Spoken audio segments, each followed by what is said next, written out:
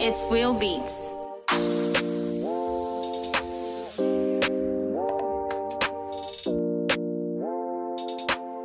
Le premier point, on va pas se mentir, tout passe par la génétique. Donc ça veut dire que si vos parents n'ont pas des cheveux longs, si dans votre famille, que ce soit les tantes, les tatis, les grands-parents n'ont pas eu les cheveux longs, c'est fort probable que vous aussi, vos cheveux soient à peu près à la même longueur qu'eux. Mais ça veut pas dire que ça va rester aussi court que par exemple votre maman. Imaginons que votre maman a les cheveux aux épaules, ça veut pas dire que vous aurez pas les cheveux vers la clavicule par exemple. Mais vous aurez pas les cheveux vers les hanches. Par exemple, si je peux donner ça comme exemple. C'est la génétique qui passe toujours par ça. C'est pour ça que c'est très important de ne pas se comparer aux autres parce qu'on va être très vite frustré parce qu'on n'a pas aussi les mêmes types de cheveux. Donc il y en a qui peuvent avoir des cheveux type 4C comme certains qui ont des cheveux type 4A par exemple ou 3B, etc. Donc on peut pas se comparer vu qu'on n'a pas la même nature de cheveux. Et même deux 4C ne sont pas pareils. Par exemple, il y a un 4C qui aura des cheveux vraiment forts, assez difficiles à coiffer, à démêler, comme il y aura des cheveux 4C qui seront assez plus souples, ils seront plus fins par exemple. Donc déjà tout dépend de plusieurs facteurs. Juste pour éviter déjà de vous mentir ou de vous faire rêver, tout passe par la génétique. Ensuite, dès que vous avez ancré ça dans votre tête, on va dire qu'on a déjà fait le plus gros. Après, si vous voulez accélérer la pousse ou entre guillemets, pas vraiment une accélération de la pousse, mais c'est plutôt faire en sorte que la pousse, les centimètres que vous gagnez par mois restent sur votre cuir chevelu. Je m'explique. Des cheveux caucasiens par exemple vont pousser avec un peu plus de centimètres, donc par exemple 1 cm voire 2 cm je crois par mois, et un cheveu crépus, je crois que ça tourne autour de 0,6 à 2 cm, je crois. Je suis pas trop sûre, je vous dirai si j'ai faux. En général, c'est le nombre de centimètres qu'on gagne par mois. Et le plus souvent, les gens qui disent que leurs cheveux ne poussent pas, en fait, c'est faux. Parce que le cheveu pousse, c'est juste que il y a beaucoup de casse, beaucoup trop de casse par rapport à la pousse de cheveux. Donc par exemple, vos cheveux vont pousser de 6 cm par mois, mais vous perdez 2 cm chaque mois. Donc en fait, il y a au moins 4 cm qui est perdu en plus. Donc c'est pour ça que quand les gens disent oui mes cheveux ne poussent pas, je comprends pas, etc. C'est pas que vos cheveux ne poussent pas, c'est qu'il y a beaucoup trop de casse pour la pousse qu'elle génère. Donc on doit vraiment se concentrer sur cet aspect. Donc déjà voir combien de quantité de cheveux vous perdez à peu près. Est-ce que c'est des grosses touffes ou c'est plutôt des petites touffes? Parce que c'est ça qui va vous dire si vos cheveux sont en bonne santé entre guillemets ou pas. Est-ce qu'il leur manque quelque chose ou pas? En fait c'est vraiment le message que les cheveux vous envoient en fait. Et il faut vraiment pas le négliger. Donc par exemple si vous avez des cheveux qui sont le plus souvent épais, volumineux, mais vous perdez une quantité de cheveux assez moyenne, ça peut être normal comme ça peut être inquiétant. Il faut vraiment que vous sachiez décrypter les messages que vos cheveux essaient de vous envoyer. Par exemple ma perte de cheveux ne va être comparée à celle de mes soeurs par exemple, parce qu'on n'a pas le même type de cheveux, on n'a pas la même densité de cheveux. Il y a beaucoup de choses qui rentrent en compte. Donc par exemple pour moi, une touffe qui est assez de cette taille là par exemple peut être suffisante pour moi, tout à fait normal, mais pas normal pour ma soeur par exemple. Donc déjà il y a ça, la quantité de cheveux que vous perdez à peu près par mois, voire par lavage. Après en fonction de la perte que vous avez, est-ce que justement c'est alarmant? Dans ce cas là, si c'est alarmant, il faut voir quelles sont vos habitudes avec vos cheveux. Donc est-ce que vous faites assez souvent des bains d'huile? Est-ce que vous faites assez souvent des masques? Est-ce que vous faites assez souvent des soins profonds? Est-ce que vous lavez vos cheveux toutes les semaines, tous les 2 semaines? Est-ce que vous les lavez même tous les 3 jours? Est-ce que vous les hydratez assez? Est-ce que vous scellez l'hydratation? Est-ce que vos cheveux gardent l'hydratation? Parce qu'il y a aussi ça comme point, on va dire le 3e point, c'est connaître la porosité de vos cheveux.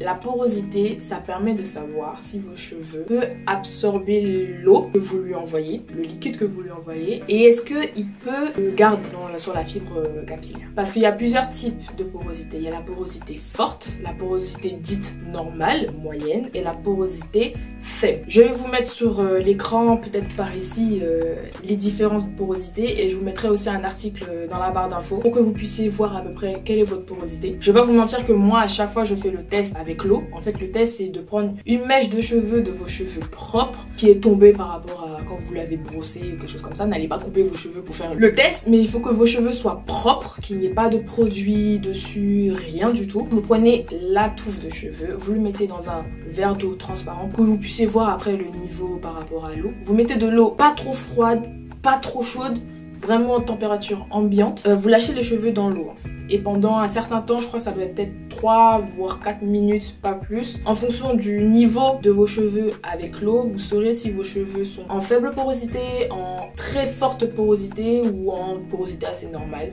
Et ça permettra de vous dire justement si vos cheveux arrivent à absorber l'humidité et est-ce qu'elle arrive à garder cette humidité. Parce que c'est ça qui fait que vos cheveux peuvent être secs, qui peuvent être très durs à coiffer, qui peuvent être... Enfin, ça vous donne vraiment un maximum de messages pour que vous puissiez justement avoir les outils nécessaires pour vous occuper de vos cheveux au maximum, quoi.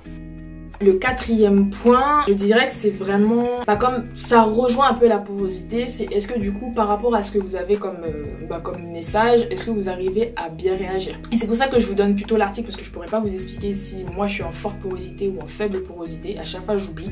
Mais en tout cas je sais que mes cheveux perdent l'hydratation très vite. Donc à chaque fois que je mets un liquide sur mes cheveux, que ce soit de l'eau ou autre, il faut absolument que je scelle l'hydratation avec des crèmes et des huiles. Sans ça, mes cheveux vont être totalement secs et ça va être très difficile à les coiffer et ça va même les casser. Donc ce que je fais, c'est que je mets le plus souvent de l'eau. Donc quand je sors de la douche par exemple, je mets de l'eau sur ma tête. Je mets la crème que je badigeonne très bien dans mes cheveux et après je scelle tout ça avec de l'huile. Et parfois je fais le contraire, je mets le liquide toujours en premier. Parfois je mets d'abord l'huile et après je mets la crème. C'est vraiment en fonction de la texture que je veux aussi donner à mes cheveux et comment je souhaite les porter après dans le quotidien, etc. Donc par exemple, si je veux absolument faire un afro ou les mettre en chignon, je vais plutôt privilégier par exemple le liquide, après mettre la crème et mettre l'huile. Comme ça, c'est sûr et certain que l'hydratation sera scellée au maximum. Parce que justement, si vous laissez vos cheveux avec seulement de l'eau et de la crème, en tout cas pour mes cheveux, c'est comme si j'avais rien fait parce que l'eau va s'évaporer, la crème va s'évaporer et mes cheveux seront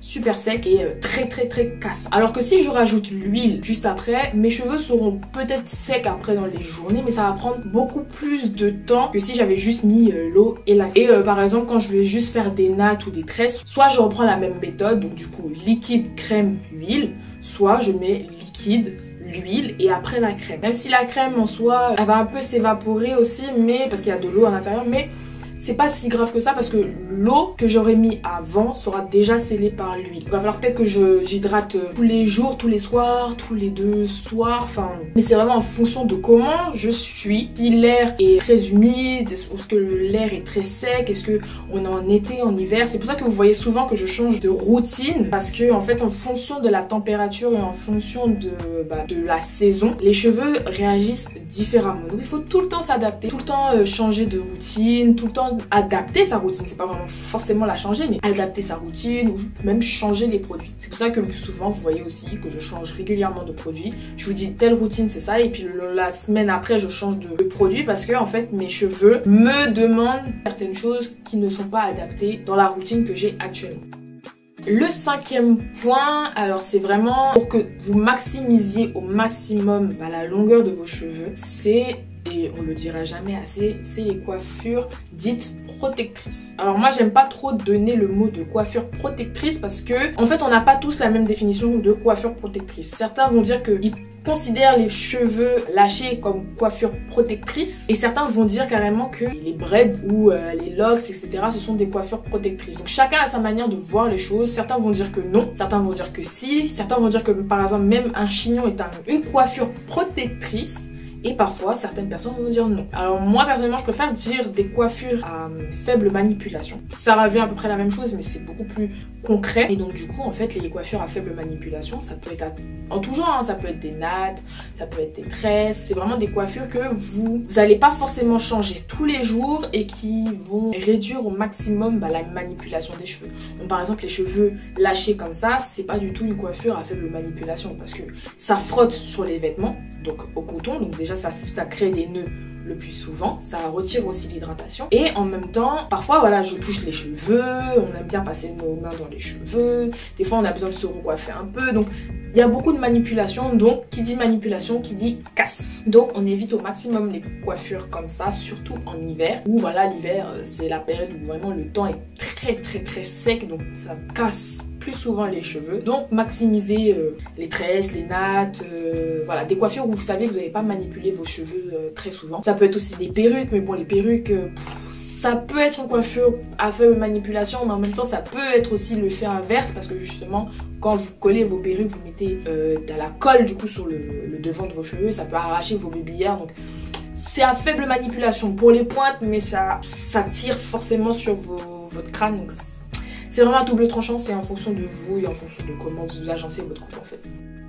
Sixième point, c'est vraiment les produits que vous mettez sur vos cheveux ne vont pas forcément faire pousser vos cheveux. Il n'existe pas de produit miracle, c'est-à-dire que c'est pas parce que je vous dis utilisez ce produit là que ça veut dire que vos cheveux vont pousser avec ce produit là. Je sais pas si vous voyez ce que je veux dire. En fait c'est vraiment en fonction de la composition de ces produits là, et surtout comme je vous ai dit dans les points précédents, la manière dont vous manipulez vos cheveux. Donc si par exemple, je reviens sur une coiffure à faible manipulation, si vous faites des nattes, vous démêlez vos cheveux par exemple au peigne, en prenant ça comme exemple, vous faites vos nattes pendant une semaine, 2 semaines, voire un mois, vous ne touchez plus du tout à vos cheveux. Bon, peut-être que vous lavez vos cheveux quand même avec les nattes ou autre, mais voilà, vous touchez pas forcément les cheveux, vous n'allez pas forcément les démêler. Donc ça, soit après, par exemple, si vous faites ça pendant un mois, le mois d'après, quand vous allez démêler vos cheveux, vous allez avoir une touffe, mais ça sera moins que si, par exemple, vous avez démêlé vos cheveux toutes les semaines, tous les jours, etc. D'ailleurs, démêler ses cheveux tous les jours, c'est vraiment très déconseillé. Vraiment, tout si vous les démêlez avec le peigne. Donc oui, je veux juste mettre un point bis entre le point que j'allais aborder et le point précédent. C'est la manière dont vous démêlez vos cheveux. Avec quel ustensile vous allez démêler vos cheveux. Donc le peigne favorise au maximum la casse de cheveux, parce que le peigne, on se rend pas compte de la traction qu'on met sur nos cheveux. Surtout quand on est pressé, surtout quand on est très fatigué. En fait, on a tendance à tirer trop fort sur le peigne et du coup tirer trop fort sur la fibre capillaire et donc casser le cheveu. C'est comme si vous tirez à fond sur une petite corde en fait qui est assez fragile. Vous tirez. À un moment donné, la corde va se fissurer, voire se casser. Et ben c'est pareil avec le peigne. Le peigne en fait, à force de tirer, en fait vous cassez le nœud en fait. Le nœud qui est là, vous le cassez et ça peut casser même la fibre capillaire tout court. Privilégiez aussi les démêlages au doigt. Je sais que certaines personnes n'aiment pas trop le démêlage au doigt, mais je sais que pour mes cheveux, et c'est ça qui a vraiment changé, on va dire, la manière dont mes cheveux sont, entre guillemets, et ça a vraiment maximisé aussi la pousse, parce que justement j'avais moins de casse, moins de nœuds, entre guillemets. C'est beaucoup plus facile aussi à cibler les nœuds. Justement, quand je voyais un nœud, je prenais plus le temps à le défaire que tirer avec le peigne, avoir mal, etc. Donc si j'ai un petit conseil, c'est vraiment maximiser au maximum en fait les démêlages au doigt. Vous prenez beaucoup plus de temps, vous mettez moins de tension sur les nœuds et vous maîtrisez plus le cheveu en soi. Je trouve que c'est un point très important à ne pas négliger en fait. Et je mettrais même comme autre point, un point bis du point bis entre guillemets, c'est par exemple quand vous lavez vos cheveux ou même quand vous coiffez vos cheveux, tout le temps les démêler par section. Ne démêlez pas vos cheveux en touffe. Ne prenez pas juste une grosse touffe, démêler, une grosse touffe, une démêlée. Ça aussi c'est un moyen pour casser au maximum vos cheveux. Faites des petites sessions. Voilà, si à la limite vous faites un pré-poux, donc vous mettez une crème avant de faire votre shampoing, vous séparez vos cheveux par exemple en 6 sections, donc 3 ici, 3 là, ou même 4 ici, 4 là. Vous démêlez mèche par mèche avec le produit pour que ça puisse fondre les nœuds. Par exemple, comme produit que j'aime beaucoup utiliser comme pré-poux, c'est pas un pré-poux du tout, mais je trouve qu'il est très utile. C'est du coup le Fruity de Garnier. En fait, c'est un soin profond qu'on peut utiliser comme masque ou soin démêlant ou soin même sans rinçage. Moi, j'utilise surtout comme soin démêlant. Donc, j'humidifie mes cheveux au préalable. Je mets une quantité assez suffisante dans mes cheveux. Je démêle mes cheveux et je trouve que ça fond très bien les nœuds. Ou sinon, ce que je fais aussi, c'est que j'utilise le masque de Heller. C'est un Nutri Repair. C'est un masque que normalement on doit mettre après le shampoing, mais moi j'utilise comme avant shampoing et comme du coup masque. Ouais, donc du coup c'est un masque que j'utilise comme avant shampoing et après shampoing, et honnêtement comparé à celui-là, au début c'était celui-là mon préféré et je vais pas vous mentir que maintenant c'est devenu celui-là mon préféré, parce que celui-là il fond les nœuds mais j'ai l'impression qu'il les rend un peu pâteux, et celui-là pour le coup il fond vraiment les nœuds, c'est-à-dire qu'il fond les nœuds, mais c'est comme si vous avez mis une crème en fait à l'intérieur de vos cheveux en fait. Donc si c'est vraiment un produit que vous avez besoin rapidement et tout, vous n'avez pas trop le temps, je vous conseille celui-là. Il se vend en magasin, c'est assez rapide pour l'avoir. Par contre, si vous voulez vraiment que vos cheveux soient doux et en plus de ça très bien démêlé et que les nœuds soient assez fondus, même après la douche, hein, les cheveux restent toujours aussi démêlés, etc. Franchement, honnêtement, je vous reconseille celui-là parce que jusqu'à présent, c'est le seul que j'ai testé et qui m'a vraiment plu. Au début, j'ai eu peur parce que je me suis dit, bon, peut-être qu'il est beaucoup plus adapté à des cheveux caucasiens ou des cheveux un peu plus lisses, mais non, franchement, c'est un très bon produit. J'ai même essayé les cheveux de ma petite sœur qui a les cheveux beaucoup plus crépus que moi et franchement, rien à dire. Après, c'est vrai que ça, c'est des produits que j'utilise en ce moment. Après, les produits que j'utilisais avant et qui fonctionnaient très très bien, c'est des produits assez naturels, si je puis dire, que vous pouvez faire vous-même. Je faisais souvent des masques avec des flacons d'avoine. En fait, ce que vous faites, c'est que vous faites bouillir de l'eau. Vous mettez des flacons d'avoine dans de l'eau et vous attendez que ça boue un maximum, que vous voyez vraiment que ça boue et que ça fasse une petite couleur, pas vraiment une pâte, mais je sais pas si j'ai des vidéos de la préparation parce que je devais faire justement un challenge un mois avec le masque au flacon d'avoine. Bon, après j'ai perdu les clips, mais si je vous retrouve une vidéo de la préparation, je vous la mettrai tout de suite. Donc voilà, le processus c'est à peu près ça. C'est vraiment très simple de préparer, mais après j'avoue que c'est assez difficile du coup de nettoyer après parce que c'est assez compliqué. Mais c'est vraiment de l'eau chaude à bouillir, vous faites bouillir des flacons d'avoine. Vous mettez après un jaune d'œuf, vraiment juste le jaune, pas le blanc, juste le jaune. Et vous mettez aussi, je crois que j'avais mis de l'huile de noix et c'est parfait. Franchement c'est parfait. Vous faites en sorte que les flacons d'avoine soient vraiment, enfin la substance des flacons d'avoine soit vraiment, que ce soit que ça, qu'il n'y ait pas de résidus de flacons d'avoine. Faites très attention à ça parce que je sais que la première fois que j'avais préparé cette recette, entre guillemets, j'avais pas assez filtré les flacons d'avoine et après j'avais des résidus dans les cheveux, donc on évite ça au maximum. Faites ça. Et après il y a aussi les masques à l'aloe vera. J'aimais beaucoup prendre la plante d'aloe vera en fait, la couper en deux. Et en fait ce que vous faites c'est qu'avec l'aloe vera, quand vous la coupez en deux, vous mettez vos ongles et en fait vous appuyez comme ça en fait pour faire sortir le jus d'aloe vera et vous passez vos cheveux à l'intérieur. Enfin voilà, comme si vous êtes en train de démêler vos cheveux. C'est vrai que la texture elle est un peu bizarre, mais je trouve que c'était une bonne alternative pour faire un masque rapide entre guillemets. Mais pareil, il faut faire très attention de pas mixer l'aloe vera parce que je sais que c'est ce que je faisais avant. Et pareil, j'avais des résidus dans les cheveux, je comprends pas trop comment d'ailleurs, mais j'avais des résidus dans les cheveux et c'était assez chiant à retirer. Donc l'alternative plus simple et moins contraignante, on rentre les ongles dans la plante d'aloe vera, on passe l'aloe vera sur les cheveux et normalement il n'est pas censé avoir de problème. Après, concernant les produits que je mettais dans mes cheveux, je crois que globalement c'est tout. Donc c'est les produits que je vous ai montré que je mets actuellement. Après les produits que je vous ai expliqué que je mettais avant, donc c'est là où mon processus de pousse de cheveux a commencé. Donc globalement pour mettre dans les cheveux, faire des masques, c'est tout ce que je vous ai dit. Après pour hydrater les cheveux, en ce moment je mets un produit que j'ai acheté en Côte d'Ivoire, que j'ai découvert, c'est une nouvelle marque et elle s'appelle Amango. Non, en fait ça s'appelle pas Amango, elle s'appelle Adewera pardon, Essentiel. Et en fait c'est une marque ivoirienne, un super produit. Je suis grave étonnée. En fait j'avais déjà testé un peu sur les mains, elle m'avait fait un petit test sur les mains.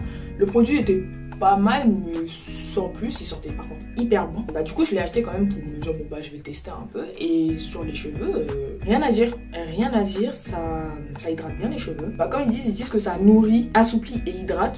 Et honnêtement, ça fait vraiment les trois. J'ai rarement vu des produits faire vraiment ce qu'ils disent. Entre guillemets, on va pas se mentir.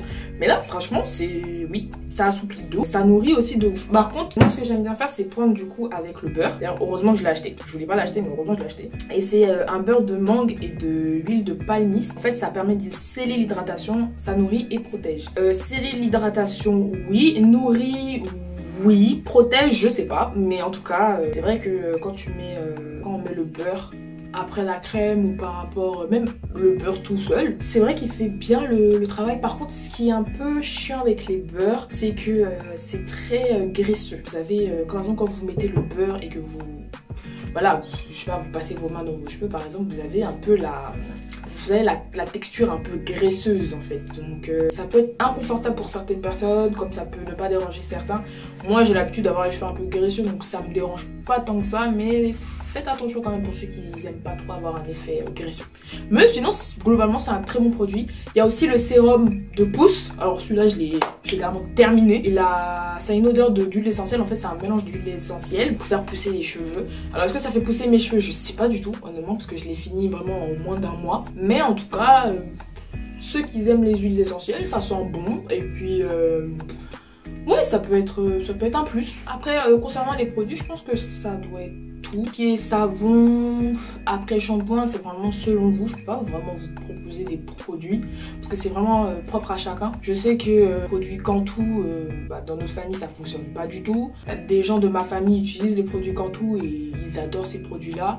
Donc c'est vraiment qui est tout double en fait. Là pour l'instant, moi je sais que j'utilise les produits toujours de la marque Garnier. C'est toujours dans la marque Fruitis. Là c'est le shampoing lissant Air Food Macadamia. Donc pareil, je trouve que ça fond un peu les nœuds, ça assèche pas les cheveux tant que ça, donc c'est super. Après on a du coup le soin des mélans lissants, pareil, Air Food Macadamia. C'est un très bon après-shampoing. Enfin du coup c'est pas vraiment un après-shampoing je crois, si. C'est un soin des mélans, donc moi j'utilise comme après-shampoing et honnêtement t'as pas vraiment besoin de mettre, si ça c'est pas vraiment un après-shampoing, t'as pas besoin de mettre un après-shampoing, honnêtement. Même après le masque et l'air, parfois je mets même pas ce produit là, des fois je le mets juste parce qu'il faut, voilà, on va dire pour sceller la routine, mais parfois je fais juste ce combo là, shampoing, produit et l'air, et après on emballe tout, je mets la crème de Adewera essentielle avec le beurre, je fais mes nattes, je mets tout ça dans un bonnet en satin et je dors. Satin ou soie d'ailleurs, c'est en fonction de vos moyens et de ce que vous avez aussi. Et ça amène au prochain point, c'est vraiment clairement quand vous dormez avec des tissus en satin ou en soie. Ne dormez pas sur votre oreiller en coton parce que ça va faire des frictions. Votre hydratation de vos cheveux que vous avez fait auparavant, en fait, c'est comme si vous avez rien fait. Ça va partir sur l'oreiller. Et en plus de ça, c'est pas très, on va dire, hygiénique parce que justement, le produit que vous avez mis dans vos cheveux va être absorbé par le coton de l'oreiller et votre visage va coller l'oreiller. Donc en fait, c'est comme si vous mettiez du produit pour cheveux sur votre visage. Donc ça peut créer des boutons, ça peut créer des marques, enfin ça peut créer plein de choses et c'est pas très... voilà quoi. Donc petit conseil, c'est de mettre dans un bonnet, ou même si vous n'aimez pas trop le bonnet, parce que parfois il y a des bonnets qui sont assez serrés, vous mettez un durac, vous serrez à votre convenance. Maintenant il y a des nouveaux bonnets, je crois que déjà il y a des bonnets qui permettent de protéger juste les baby hairs, il y a des enfin choisissez, regardez sur internet, vous mettez bonnet en satin, bonnet en soie ou autre, choisissez ce que vous préférez, il y a des foulards, il y a des duracs, il y a toutes sortes de choix. Donc n'hésitez pas à vous renseigner, c'est mieux je trouve. Après vous pouvez seulement dormir avec un oreiller en satin ou en soie, mais c'est pareil, je trouve que c'est pas très je vous conseille pas trop de dormir avec un oreiller en soie ou en satin, sauf si vous avez vraiment la flemme de faire des nattes, etc. et que vous voulez juste dormir. Pour éviter de casser vos cheveux et de créer des frictions, dormez sur un bonnet en satin, c'est mieux que rien. Mais pareil, c'est moins, je vous recommande moins de faire ça parce que pareil, c'est le produit qui reste sur l'oreiller, ça colle votre visage, votre peau, ça fait des réactions pas possibles. À éviter quoi, enfin on va pas éviter un problème pour en rajouter un autre. Prochain point et dernier point, c'est clairement vous prenez des compléments alimentaires en fait, et je pense qu'honnêtement c'est vraiment la partie qui m'a beaucoup aidé dans ma pousse de cheveux, c'est de prendre des compléments alimentaires. Ça permet aussi de accélérer la pousse, si on peut dire ça comme ça, mais moi je pense que c'est vraiment plus pour réduire la casse de cheveux, parce que j'ai remarqué que quand je prends des compléments alimentaires, alors j'ai pris que 2 sortes jusqu'à présent, donc j'avais pris la marque D-Lab. C'était mes premiers compléments alimentaires dans ma routine capillaire. Honnêtement, le goût n'est pas du tout appréciable, il est pas du tout bon, mais en tout cas ça fonctionnait. Enfin, de mon souvenir, ça a fonctionné quand même. Les derniers compléments alimentaires que j'ai pris dernièrement, et d'ailleurs c'est mon deuxième complément alimentaire, type de complément alimentaire que je prends, c'est les gummies de la Chili Beauty. Déjà que ça a un goût de bonbon, ça fait pousser les cheveux. Franchement, je pense que c'est vraiment ça qui a vraiment accéléré ma pousse de cheveux, parce qu'on va pas se mentir, avec tous les conseils que je vous ai donnés, il y en a toujours un que vous allez moins respecter que d'autres. Par exemple, moi, ce que j'ai respecté le moins, c'est les coiffures à faible manipulation, parce que j'aime beaucoup changer de coiffure en ce moment. Avant, c'était pas trop un problème. Maintenant, j'aime bien changer tout le temps. Par exemple, quand je me suis lissé les cheveux, j'avais déjà envie de faire des mèches. Même après avec les mèches, parfois t'as juste envie d'avoir des cheveux lâchés, etc. Enfin, c'est toujours la galère. Mais vraiment les produits Lachilé, je trouve que c'est vraiment ça qui a fortifié mes cheveux et qui a fait que je puisse garder déjà la longueur que j'avais déjà avant et peut-être la longueur, le centimètre de pouce que j'allais gagner justement dans le mois. Donc vraiment je pense que c'est vraiment ce produit là qui m'a aidé à tout centraliser entre guillemets avec tous les choses que je vous ai dit auparavant, donc hydrater, faire des masques, etc. etc. C'est ça qui a entre guillemets tout scellé, on va dire. C'était l'huile de toutes les techniques que je vous ai dit. Ouais, je pense que ça a vraiment été utile. Après c'est vrai qu'au début quand vous prenez les gummies, je vais pas vous mentir que moi quand je les mangeais j'étais un peu sceptique, ça avait un goût un peu pas étrange mais c'était bizarre, genre quand on me disait ça avait un goût de bonbon, j'étais un peu en mode ouais bon les bonbons ils ont pas trop ce goût là mais je comprends pas trop. Mais c'est à force de les manger là oui, vous commencez un peu à sentir un peu que c'est déjà par la texture et par le goût aussi que oui.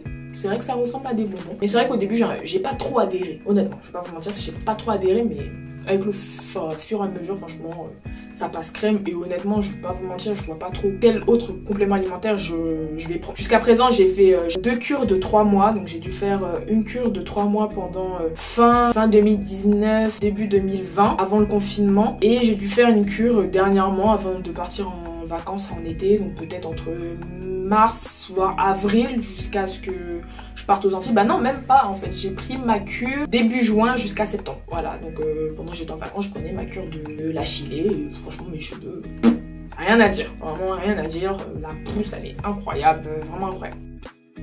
Voilà, du coup je pense que c'est tout. Si j'ai oublié certaines choses, je vais rajouter au fur et à mesure de la vidéo ou vous écrire ou même le mettre en barre d'infos. Donc n'hésitez pas, si vous avez des questions ou des remarques ou des choses que par exemple j'ai dites que vous n'êtes pas forcément d'accord ou que vous voulez juste rajouter des points en plus, n'hésitez pas à me le dire en commentaire ou en privé, à liker la vidéo, à commenter, partager, vous abonner et activer la cloche de notification parce qu'on oublie souvent cette cloche. Et d'ici là, je vous dis à un doigt de soleil et portez-vous bien.